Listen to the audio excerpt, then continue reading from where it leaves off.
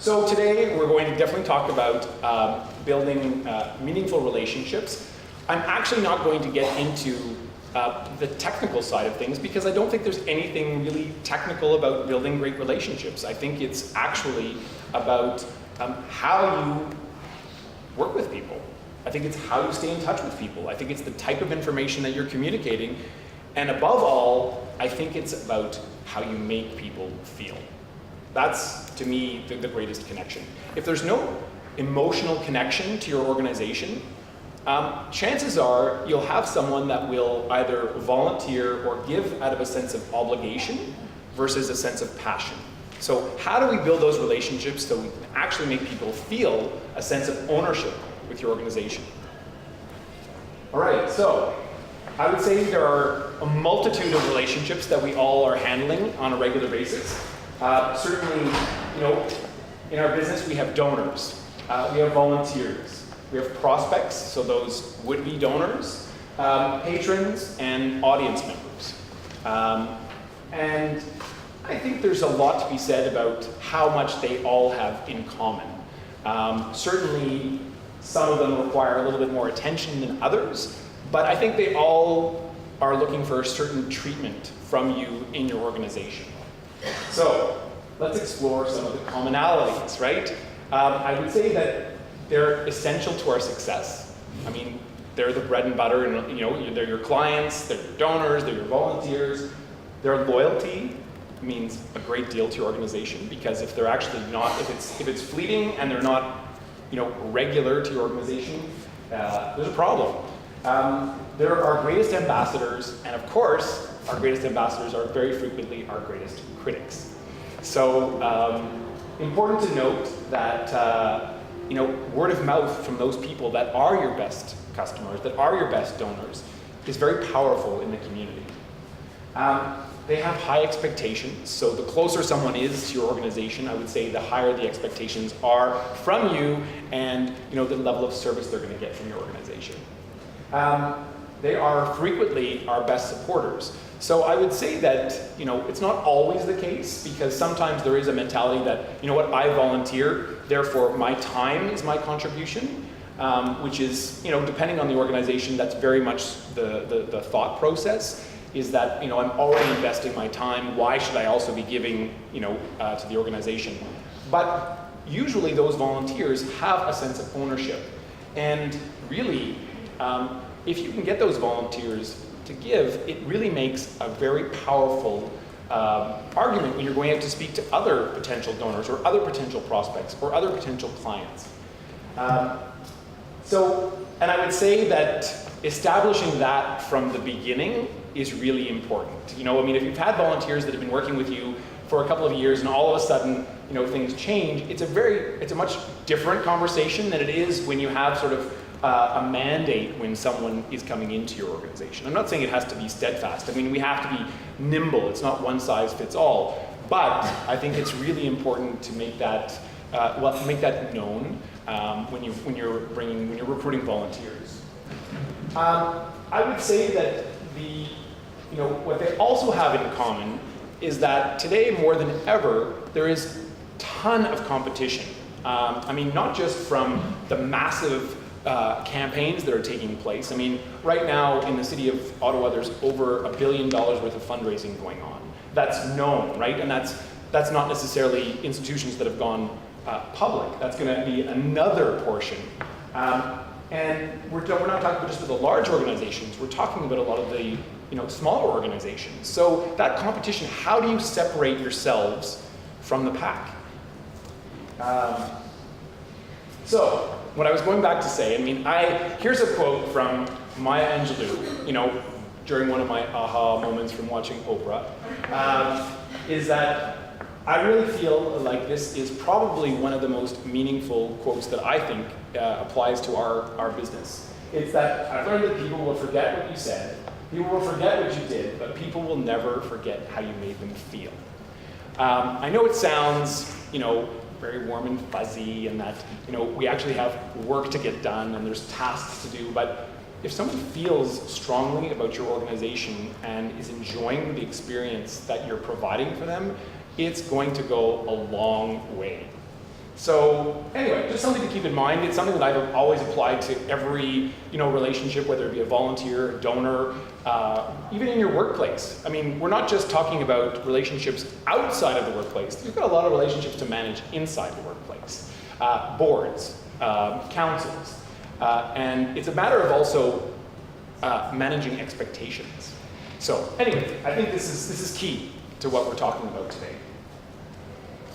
So, in terms of making that first connection, I think there's always sort of a bit of a protocol or things that you want to keep in mind that you want to be aware of when you're going into those relationships, right? I would say, are you paying attention to that person's interest and passions? Are you getting to know them?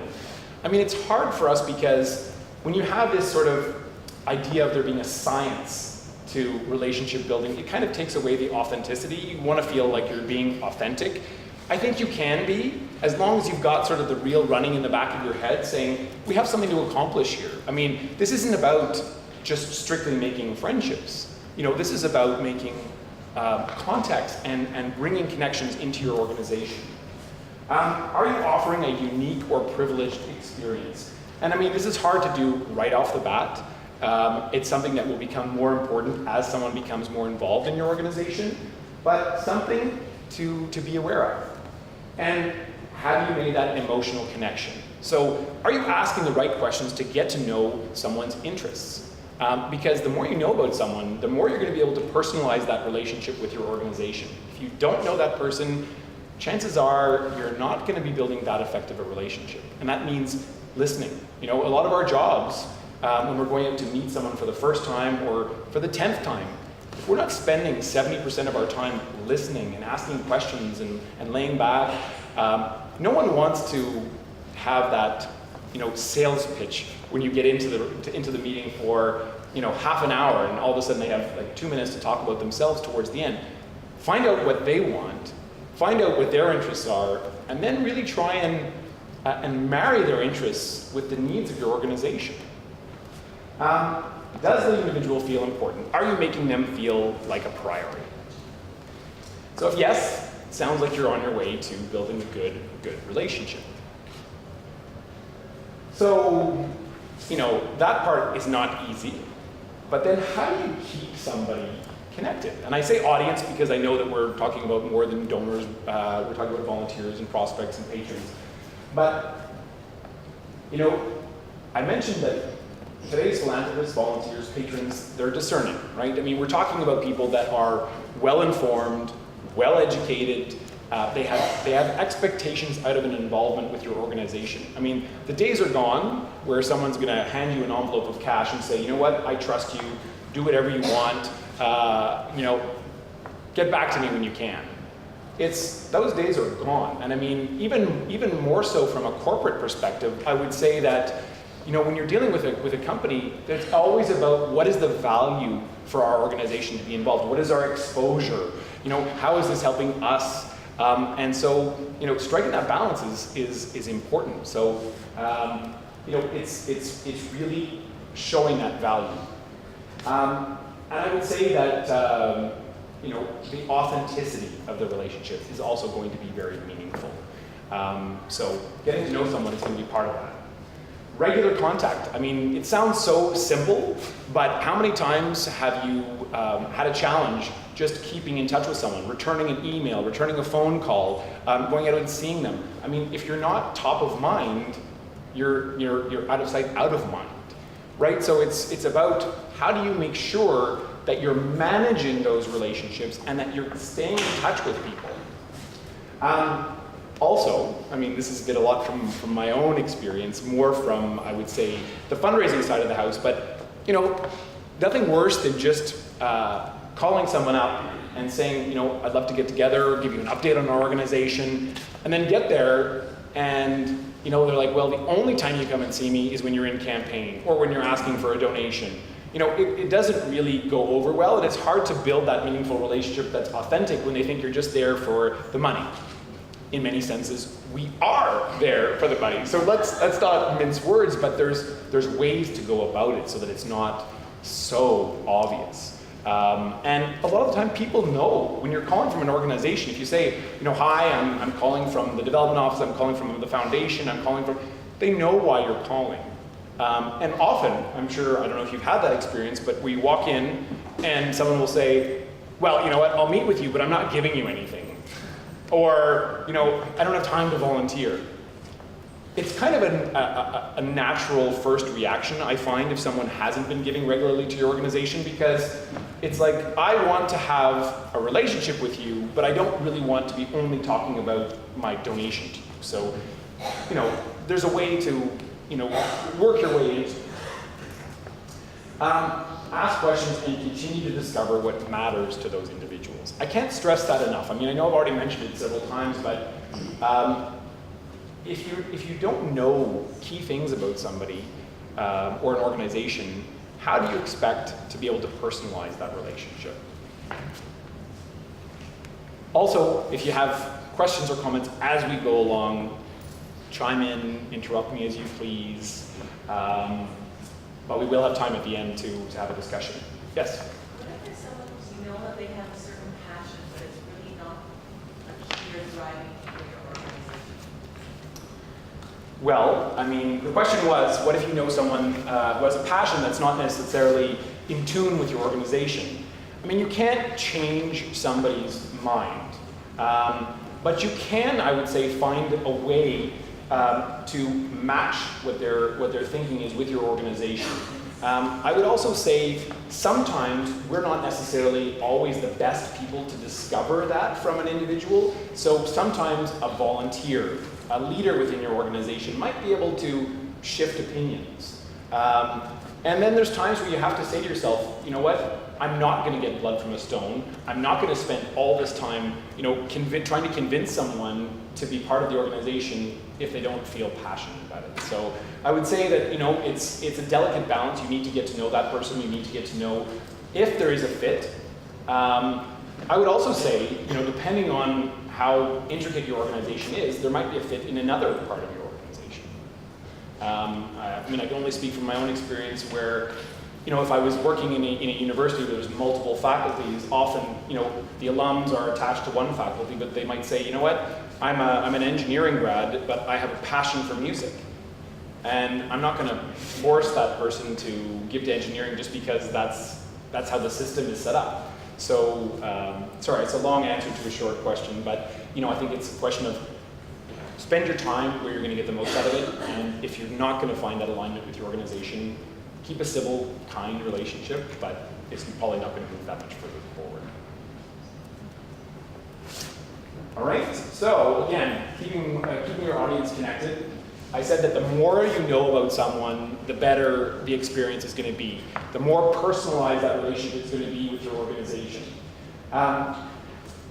Something that I learned, and it's not necessarily the same for every single organization, but sometimes decisions are made as a family, a husband and wife, two partners. There might be someone that's slightly older where their children are getting involved in the decision-making process.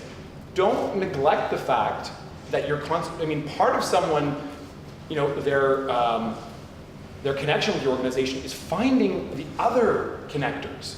So you might have a husband and wife team that are always making their decisions about philanthropic investments together, or causes to get involved with together. There might have, as I said, children. There might be an older couple that says, you know what, I'm thinking about a bequest, but I want my children to be involved, which gets complicated because sometimes the kids really want to make sure where the money's going.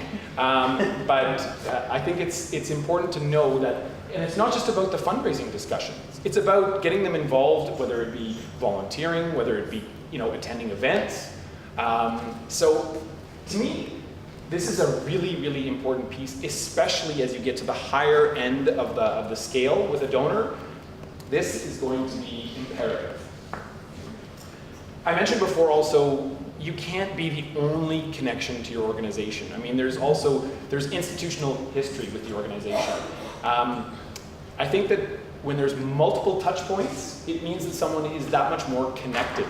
And it also means that if you, because we do know that sometimes we leave one one job for another. I was just coming off the heels of a CCAE conference in Montreal, and every time I go to those conferences, I see the same faces, but I find that they're working somewhere else.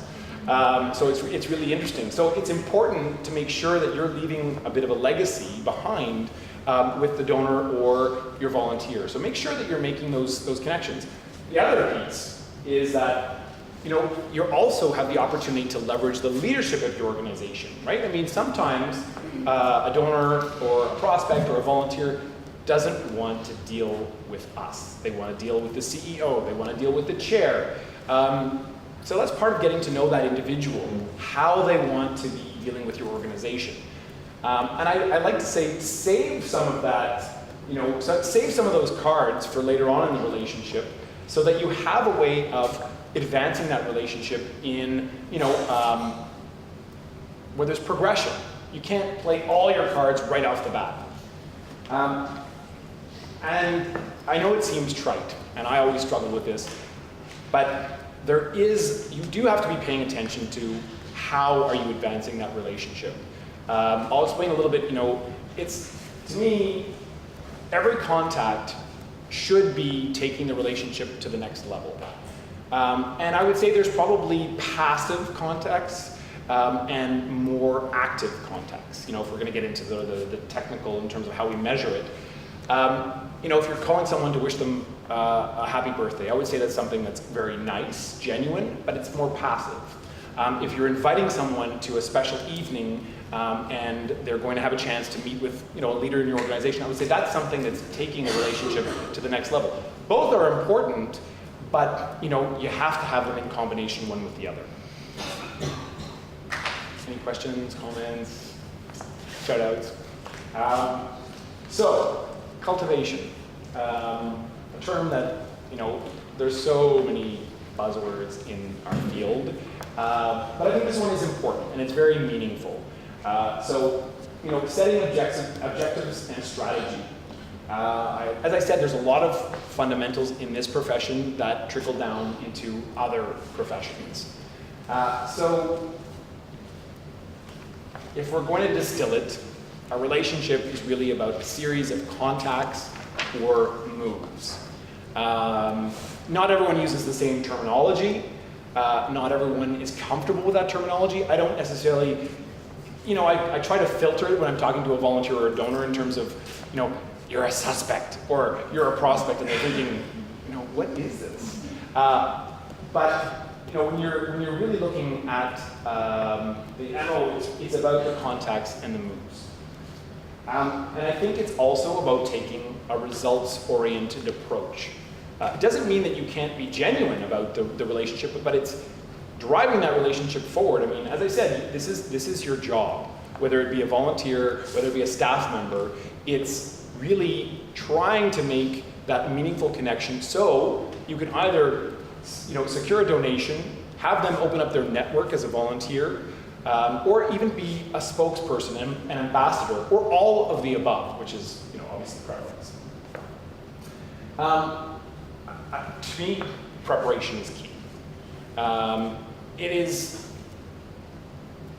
for every meeting, I definitely think of 3 or 4 things that I want to accomplish in that meeting. Doesn't mean you're going to accomplish them all. And it doesn't mean the meeting's not going to go off on a tangent. We have to be nimble. It can't just be about our agenda. But I think it's helpful knowing that you're going to have a certain outcome. It helps to advance that relationship. I think also preparing a volunteer or a member of your organization is essential. Volunteers are genuine. They're there because they want to be there. But sometimes your volunteers may not be necessarily speaking from the same songbook as you are within your organization. So I think it's important to really work with the volunteers, pass on those key messages, prepare them, work with them to support and also help them with their follow-up. A great volunteer that's supported is going to work that much harder for you. And I would say that a volunteer who actually is tasked with things to do for you is going to be a much more engaged volunteer. It's one thing for you'll have volunteers. I mean, it's impossible to have, out of your 20 volunteers, 18 people that are working full tilt for your organization. It's never going to happen. But you're going to have the workhorses. You're going to have those who are showing up to meetings, and you're going to have those people who it's just great to have aligned with your organization because it's prestigious. So I would say strategy, another buzzword that we can't get enough of. But once you've started establishing that relationship and you've got a good footing, how do you go about taking it to the next level? Again, I think it's about planning. It's about having some foresight. I've worked, and again, I would say the investment of time is also dependent with what you're trying to accomplish. If you have a donor that's an annual fund donor, you're not going to be seeing them 10 times in a year to move that relationship along. But you're going to establish a rhythm to make sure that they feel recognized and engaged. A major gift donor, you're going to be spending quite a bit more time with. There's no hard and fast rule, but with a major gift donor, often it can take between 10 months, 12 months to 2 years to actually get that donation through the door. So it's about managing expectations internally and also managing expectations with that potential donor. So an engagement plan, what does that entail? Well, an engagement plan is really a guideline for how you expect to manage that relationship. So what does that mean? Well, it means that what are their interests? What have they done? Where have they given before? Who are key people that they really connect with in your organization? Who are volunteers that can actually help out bringing this relationship to the next level? So it's not just about you. And I think that's the thing that we always have to remember. I know we all have different size teams. Some people, we are soloists, but it doesn't mean you don't have volunteers. So we're never alone, and you also have peers in similar organizations that you can actually reach out to and say, have you had this experience before? Have you dealt with this? I wouldn't necessarily divulge who the donor or the prospect is, but I think there's ways of sharing best practices. And too often, we say to ourselves, we're the only person that can do this, and if we can't do it, nobody can. And that's a bit of a fallacy in the sense that there are always options until you hit sort of a wall where someone just isn't the right fit for your organization. So when you're making that plan, think of leadership in your organization that will connect to those individuals, volunteers that will connect to those individuals, even colleagues that will connect to those individuals. What are the milestones that you want to be hitting in that relationship in order to get it to a certain point? I think this again appeals a lot more to your donors than your prospects, but offering them a behind-the-scenes experience with your organization goes a long way. And that doesn't mean like a trip to your office to see your desk. It really means if you have a show, you might want to do a VIP evening where you bring, sort of your near and dear, and give them an experience that, if someone is a wealthy person, chances are they can go out and do whatever they want. How do you and your organization offer them something that money can't buy? How can you offer them something that makes them feel great about being associated with your organization? So it could be, you're in a theater, so you have a special evening where there's a little glimpse of what's to come, and they get a chance to meet some of the actors. Could be a behind-the-scenes, tour after a show. Could be a cocktail reception before an art exhibit. So those are the things that I would think of for any level of donor, but especially when you get into the higher end donor. I'll talk about stewardship in a second, but I'll also give you an example when we talk about stewardship of how important that piece is as well. I always like this one. It's also know when to start asking the tough questions, right? You're not going to get the answers if you don't start asking the questions. So I just put together a few questions, and you guys might have some examples of questions you normally ask to get some of that intelligence, but I find these very handy. So what other organizations are you involved with? I mean, there's no sense in keeping these things a secret. It's important to know what they're up to. It's a good indicator of their level of interest with you. How do you see yourself working with the organization? Well, why not ask the question? Someone obviously has an idea in their mind before they come and see of why they want to be involved or what they like about your organization. So throw it out on the table. Doesn't mean that just because they tell you one thing at the beginning, it's not going to evolve. I mean, again, I've told you about those donors that say, no, you can come and see me, but I'm not giving you any money, or I don't want to volunteer. 2 days later, they say, well, you know what, I've been thinking about this, and I think we should go and see this person. It takes a little bit of time. Be patient. Where are you volunteering or making contributions? If you know someone is deeply involved in the health sector, it's probably a good indication that they may be into medical research. And if someone is given to the arts, chances are they're going to be open to making a contribution to the arts. So it's important to get that information. I find asking someone about what they want to accomplish by making a gift is a great way to start the conversation. Because it starts the donor prospect, it starts them dreaming. It doesn't, if you had, $100,000, how do you see that $100,000 being invested in our organization? What would you want to come out of that? How do you want to be involved?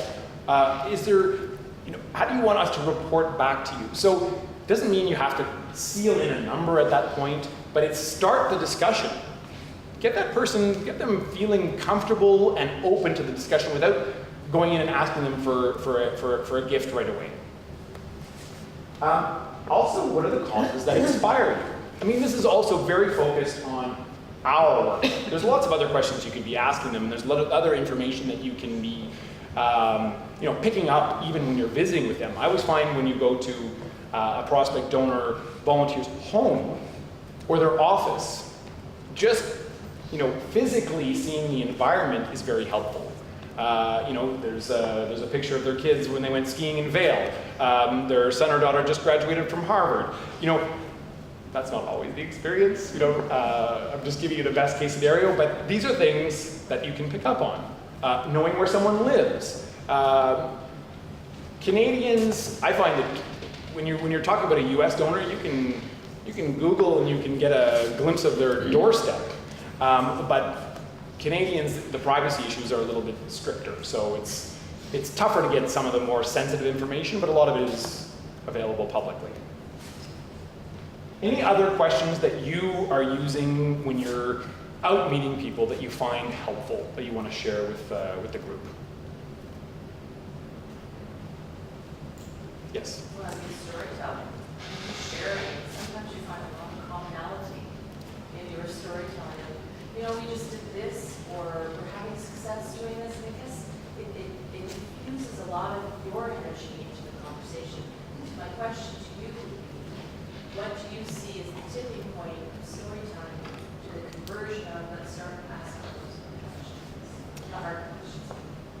I would say, there will be indicators along the way where there is an openness. I think if you find that when you're talking to someone and they speak to you about where they've given elsewhere, where they've been involved elsewhere, I think that you'll see an openness. And I think that you can also, before going right into those questions, you can sort of go around and ask sort of a little bit more subtle questions. But I think that, as far as I'm concerned, I mean, it's not like, oh my God, it's the second visit, I have to talk about money.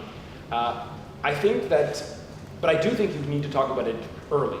That is my, my advice is that you can also go too long working with someone where now you've just become buddies with them, which isn't a bad thing, but then that conversation becomes much more difficult. So I'd say listen to the indicators and start start early. You'll get a sense if you ask 1 or 2 questions whether or not there's an openness, and then you can sort of say, well, it's too early.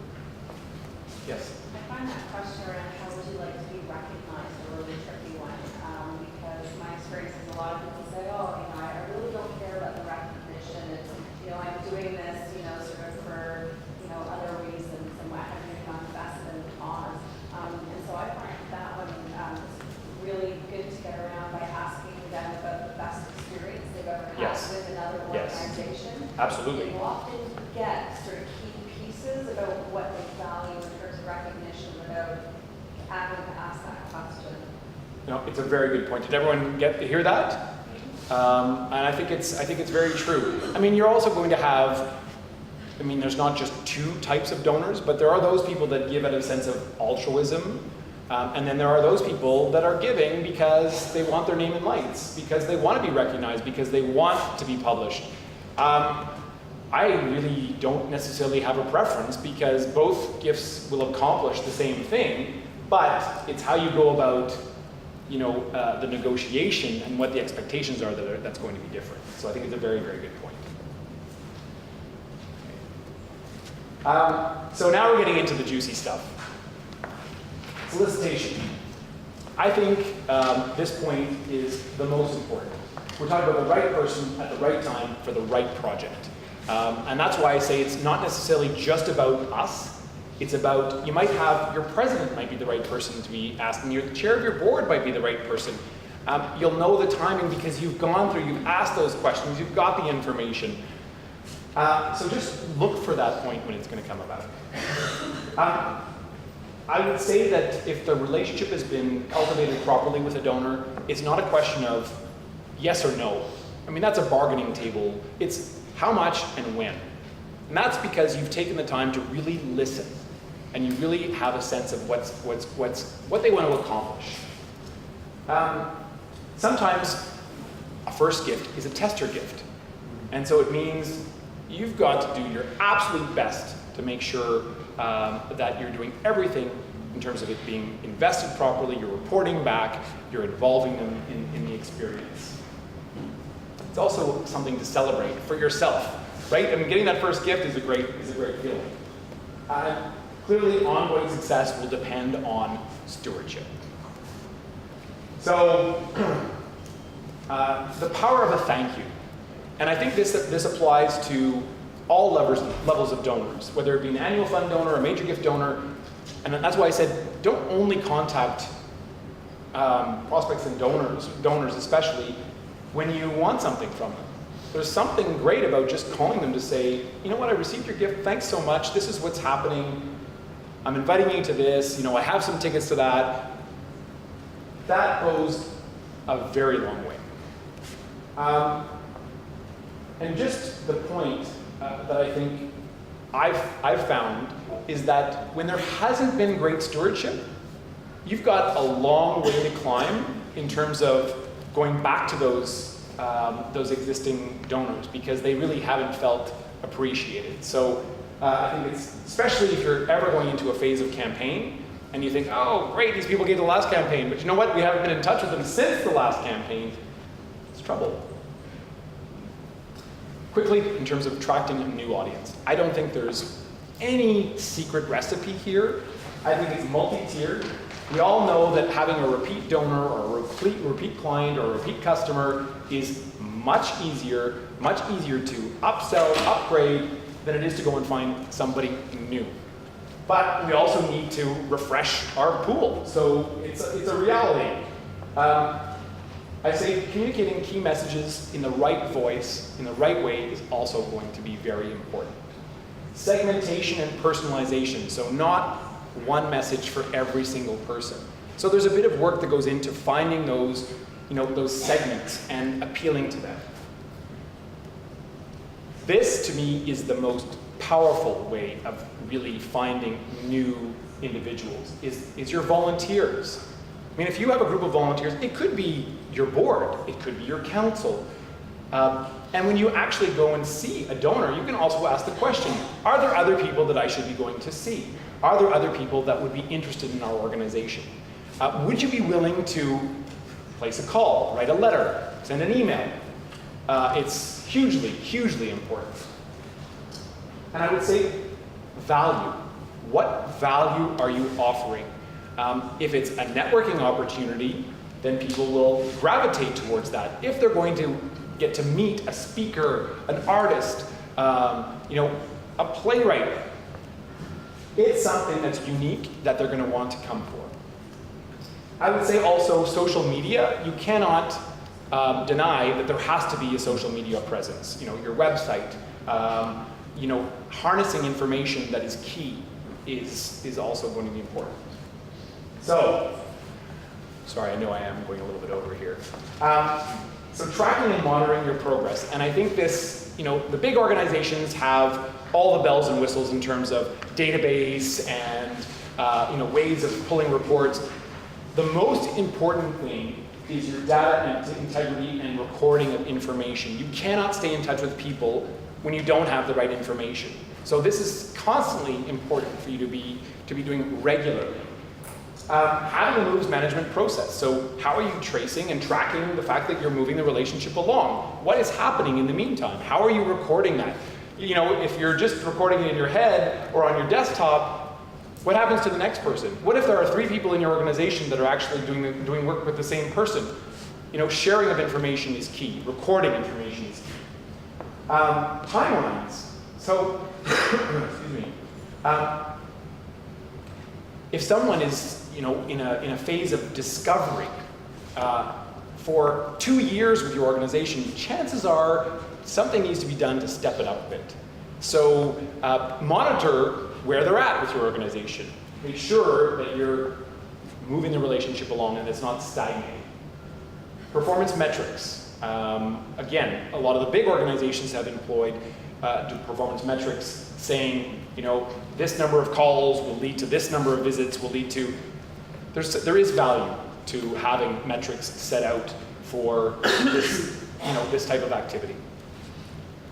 Team meetings, when you have teams, if you're not a soloist or volunteers, talk about the challenging situations. Talk about the successes. Again, if you can't move the relationship along, doesn't mean that somebody can't. Knowing how much time to invest, we talked about that. It's that knowing when to actually move on. And I think that's important, right? We all have lots of things to do on our plate. It's not just about, we don't only have time to worry about clients, there's administration. It's what is the return on investment of my time with those people? And I would say regular portfolio analysis. So if you have a portfolio, if you're in a position where you've got 40 people that you're building relationships with, make sure that you're checking in and you're looking at it and you're reviewing that and that it actually makes sense that you're still handling relationships with those people.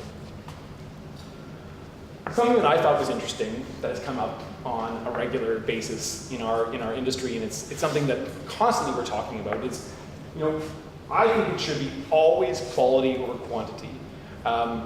So this, I took this quote out there because it says, not many people have a number named after them, but Robin Dunbar, I don't know if you heard of Robin Dunbar, but British anthropologist lays claim to the Dunbar number, saying that we only have the ability to entertain and maintain 150 relationships. And that is family, that is colleagues, that is clients.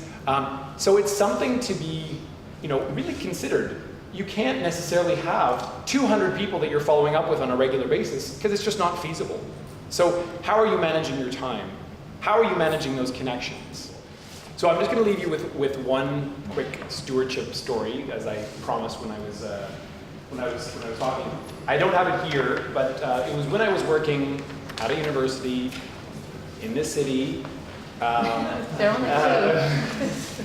I leave that to you. I already mentioned what it was. And it was working with a very well-known family that may have their name on a building. And when I was saying that, these are individuals that have, many fantastic experiences. So it's not about, it's about finding something unique that's going to touch them. It just so happened that we went digging through the archives at the university, and there were 40 members of the family that had gone through the institution. So we created a memory book and a video that drew lines to all the family members, including, finding the diploma that their father had when he went to the institution. And when that was presented to the family, it was so well received because they had no expectation that this was going to come their way. And it was such a unique expression of how important they were to the organization. So sometimes you really have to take that stewardship, the relationship, to the next level. Anyway, thank you all.